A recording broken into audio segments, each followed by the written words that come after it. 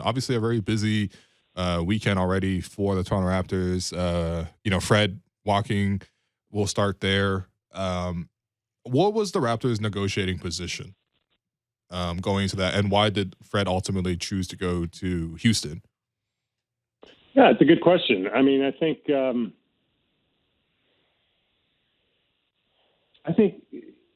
almost literally from the moment that it was clear that Fred was not going to accept the offer of an extension, and there was an offer of an extension. Like, it was there to be had. I think it was clear that Fred was looking for $30 million, and I think he was looking for something around $100 million. Like, I think those were kind of the two figures that were important to him.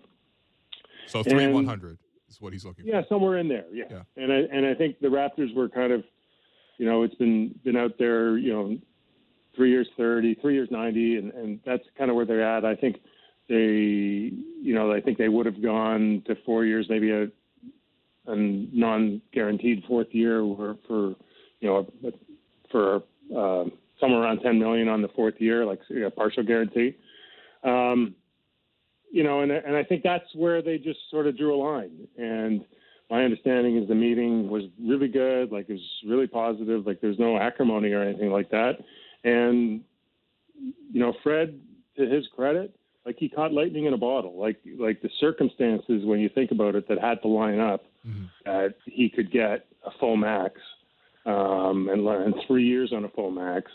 It's pretty amazing, right? Like, if Houston was a less dysfunctional, I shouldn't say dysfunctional, but if they were something other than the NBA's, I've been calling them like the kindergarten or the daycare center. Yep. Then they might have looked elsewhere. If there was a deeper group of point guards, well, maybe Fred might not have been the number one option. If James Harden had done what most people thought he was going to do, and I know the Raptors sort of thought he was going to do, then the Raptors' position would have been good. I think Fred would have been happy to come back.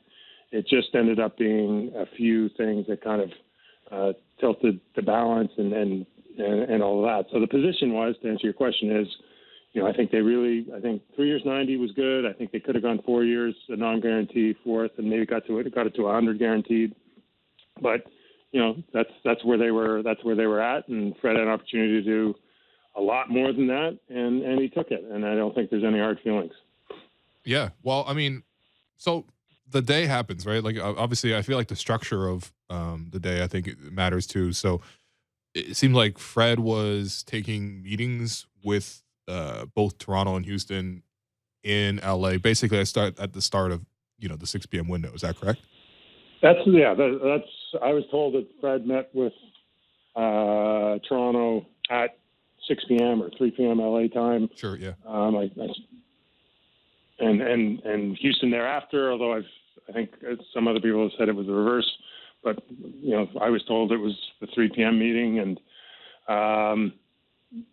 and I think all along Houston, the 2 years 90 was, or the 2 years 83 was pretty evident, but I think once it became clear to Houston that they were going to have to, that there was, Toronto was going to get something done for some version of a fourth year, that Houston just threw in the third year. And I think that, again, caught some people off guard. Sure. And it was done. It was done. I mean, I think the good news is that they had Jakob done before that. And so he wasn't going to the Spurs? He wasn't going back to the Spurs, Grange? I think there was some competition for that. Like, I don't think that was like fiction, were the Spurs going to do 4 years, $80 million? No, I don't think that was there. But I think if things had really unraveled, I think Jakob had options, but in the end, this probably was going to be the best contract he could get. And it's a really good one. 4 years, $80 million, player option on the fourth. That's pretty much the full boat. It's definitely pretty good for him. So when does Dennis Schröder come into this mix? I think what usually happens in these situations is There's communication beforehand, and technically they're not talking money, but who knows exactly what gets said. But it's kind of like, listen, this is where I think we're going.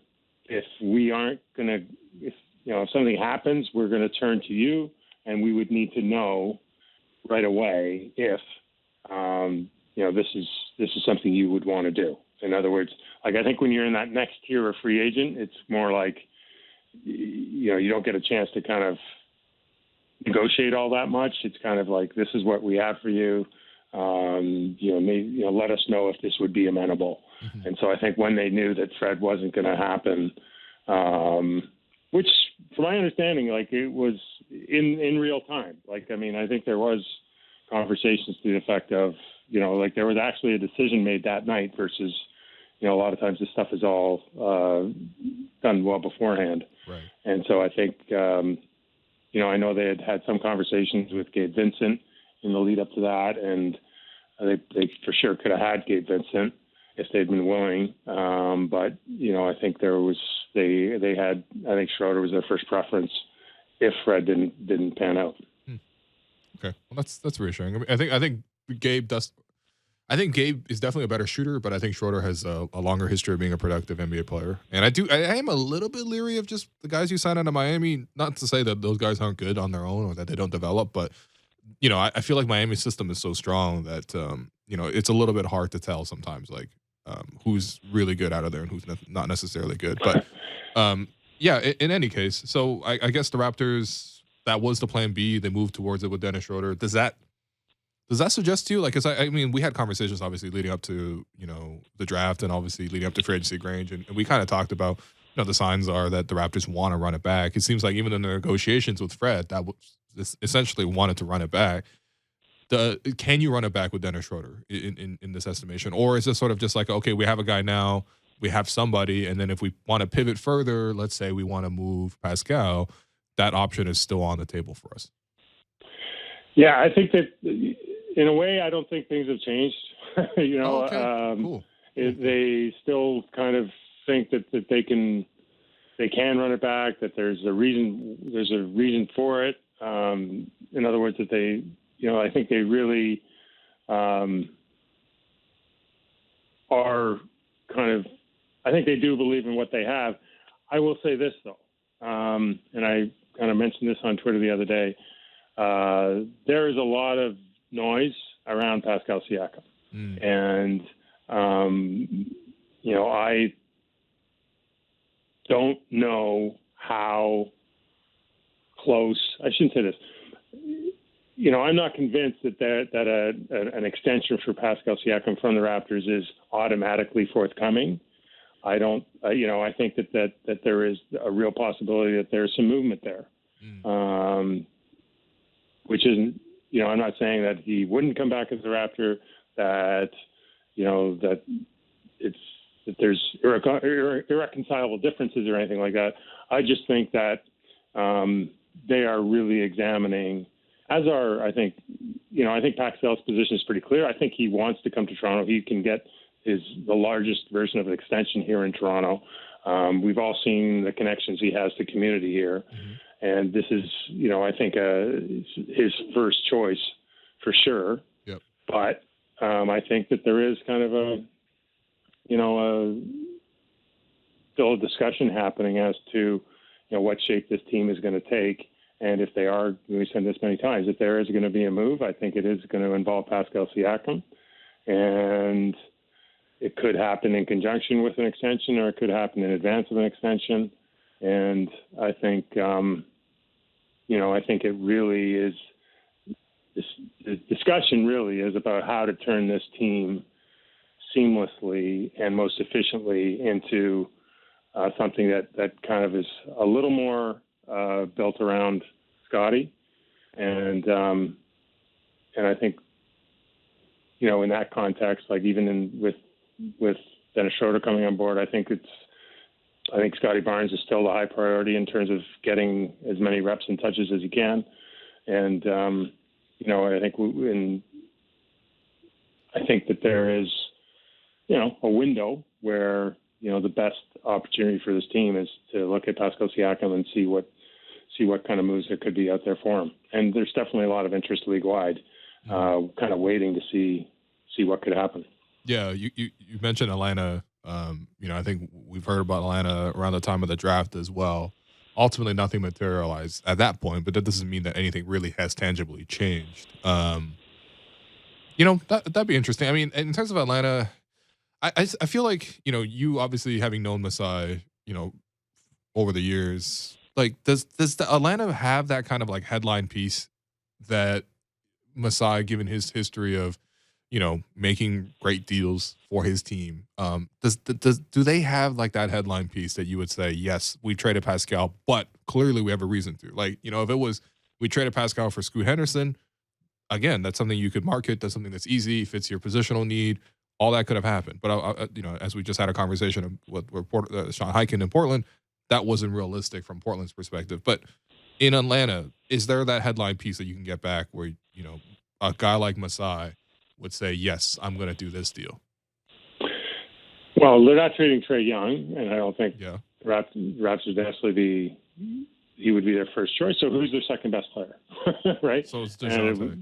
Yeah, I mean that's who your first ask would be, and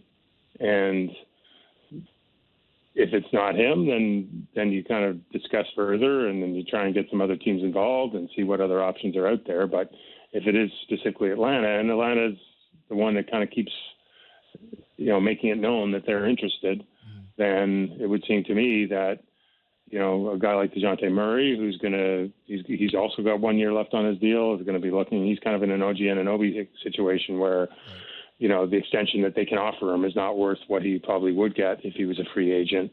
And so, and that's just, and it's a kind of a,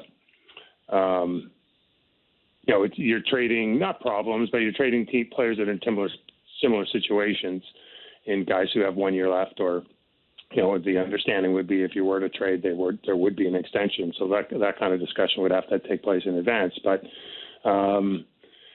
that's one option. And then you kind of, otherwise, you've seen the other kind of iterations that people put together, and it's Kobe Buffkin and, kind of other variety of their young players. And maybe that's the way you go too, is you kind of, you forego the headliner, but you kind of get the money taken care of with a couple of less meaningful pieces. But, your real target is some of their really good young talent. And then you continue kind of a reset of this group towards sort of the 25 and under crowd, right? Like OG Anunoby and down.